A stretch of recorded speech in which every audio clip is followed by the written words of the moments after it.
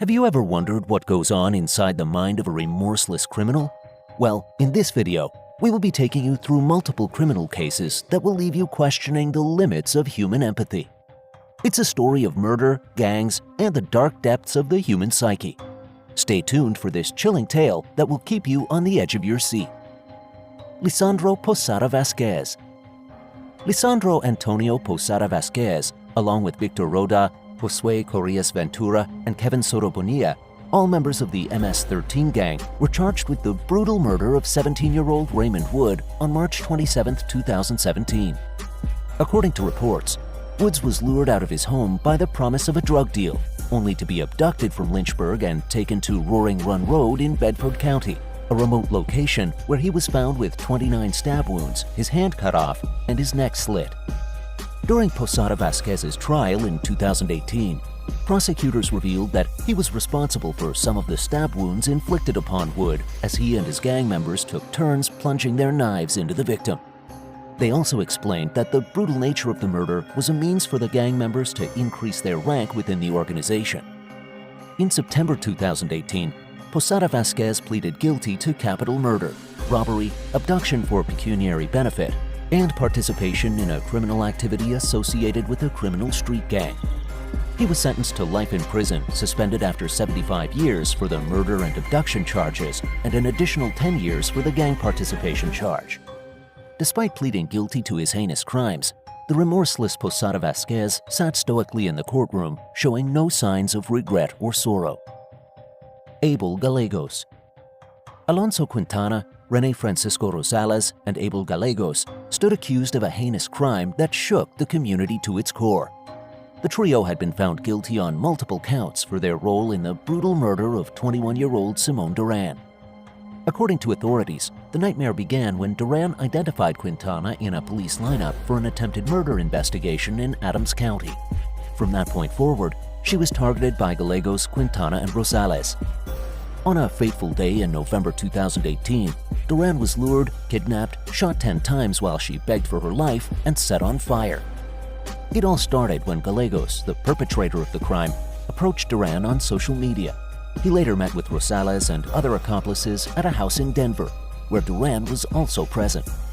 Duran, Gallegos, and Rosales left the house together, but Rosales went home, leaving Duran alone with Gallegos. Gallegos, together with Duran, arrived at a parking lot situated on West Colfax and Kipling, where they met Quintana. But their meeting was far from a friendly reunion.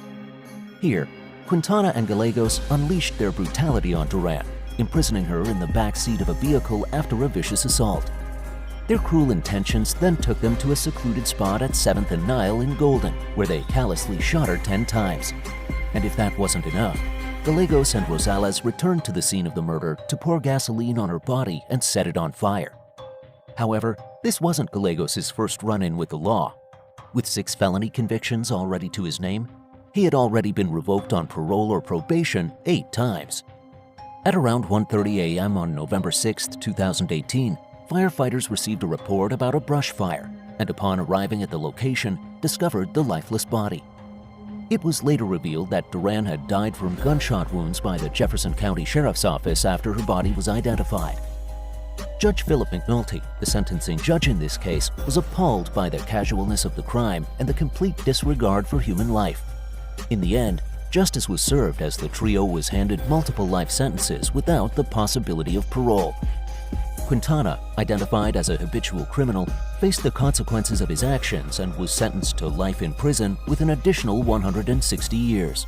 It was discovered that this was his 3rd felony conviction, according to the district attorney's office. Finally, 36-year-old Abel Candy Gallegos was sentenced on January 31, 2020 to life in prison plus an additional 163 years.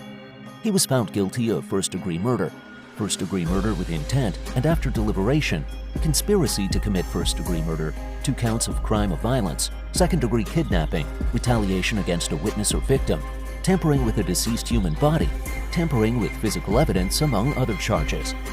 As Judge McNulty read out the sentencing, not a single one of them showed any hint of guilt or regret, despite the weight of their sentence. Manuel Rios. It was a tragic day when Kenneth Lopez was fatally shot in Springfield, Massachusetts. Manuel Rios was believed to be the mastermind behind the murder, and 3 of his co-conspirators were indicted for their involvement in Hampden Superior Court. Valerie Medina, 22, Daryl Self, 19, and Jonathan Guevara, 18, all Springfield residents, were indicted on charges of conspiracy to murder and accessory after the fact of murder in Lopez's killing. According to the indictments, these 3 individuals conspired with Rios to commit the murder. The accessory charge alleges that Medina, Self, and Guevara knew that Rios had committed a felony and acted with the intent to help him avoid detention, arrest, trial, or punishment. Rios reportedly had an issue with Lopez and assured him that the matter was nothing and would be resolved. According to court testimony, Lopez and Rios took a cab to the location where Lopez was ultimately killed. During the attack, Rios fired 5 shots at Lopez, hitting him 4 times, including twice in the head. After the shooting, Rios took Lopez's handgun. Lopez's body was found in the yard of a house at Dwight and Calhoun Streets in the city's North End. Police said he was shot sometime overnight. After Rios emerged as a suspect in Lopez's murder, police obtained warrants for his arrest and to search his Nursery Street apartment. During their search, the police uncovered a stash of illegal items. Among them were 2 loaded guns, one of which was found to be owned by Lopez himself. Additionally, the police found over 10 grams of cocaine and marijuana that appeared to be packaged for sale, along with various materials used in packing these illicit substances. Following this, Rios, 22, received his sentence with almost gladness, as his countenance showed no guilt whatsoever. He was charged with conspiracy, 8 firearms charges, and 2 drug charges. He was then held without bail in district court and sentenced to life in prison. George Gewel Thomas.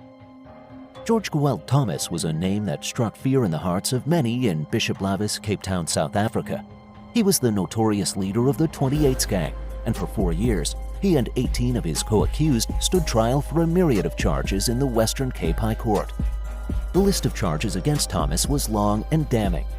He was convicted on 53 counts, including 2 counts of racketeering, 3 of belonging to a criminal gang, 3 of conspiracy to commit a crime, 10 counts of inciting the commitment of a crime, 3 counts of attempted murder, 1 of housebreaking with the intent to commit robbery, 3 counts of theft, 11 counts of illegally possessing firearms, and 10 of illegally possessing ammunition. The trial, which began in 2010, covered crimes committed by the gangs between 1999 and 2010. But it wasn't just the sheer volume of charges that made Thomas feared in the criminal underworld. It was the brutality of his crimes and the merciless way in which he operated. Thomas wasn't content with simply leading a gang. He was a ruthless killer who personally pulled the trigger in 3 of the 7 murders for which he was convicted. He even orchestrated 4 murders from behind bars, proving that his reach extended far beyond the walls of his prison cell. During the trial, the public gallery was cleared due to the fear of gang reprisals against witnesses. 12 people linked to the case, half of them state witnesses, have been murdered. Despite this, the courageous witnesses testified, flanked by bodyguards. A witness recounted a shocking tale of repeated assassination attempts by the gang known as the 28s. The witness revealed that the gang had made 6 attempts in 2 years to kill rival gangster Curtis Esterhuizen from the Clever Kids gang. The first attempt was in April 2008, when Esterhuizen survived a shootout. The following day, police arrested 3 people, including the alleged 28's boss, George Thomas. It was reported that Thomas was discovered at the rear of a bakkie carrying a rifle with a scope and silencer. Despite the arrests, the attempts continued. Tragically, Esterhuizen was eventually shot dead on the 6th attempt while riding his bicycle in Bishop Lavis following the thousands of calls and orders given by Thomas, even while he was in jail waiting to be sentenced. Throughout this trial, Thomas remained emotionless. In fact, a peculiar smile often lingered on his face.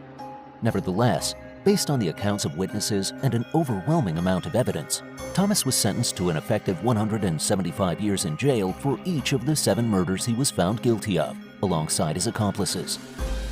Lopez Carpio brothers. In a heinous crime that shook the community, Kevin Orellana, an 18-year-old student at Cleveland High School in Risada, was fatally stabbed in 2013. The perpetrators of this senseless act were 2 teenage brothers, Anthony Carpio and Michael Stephen Carpio, both members of a notorious street gang. After a lengthy legal process, the verdict was finally handed down, and the Carpio brothers were sentenced for their role in the murder.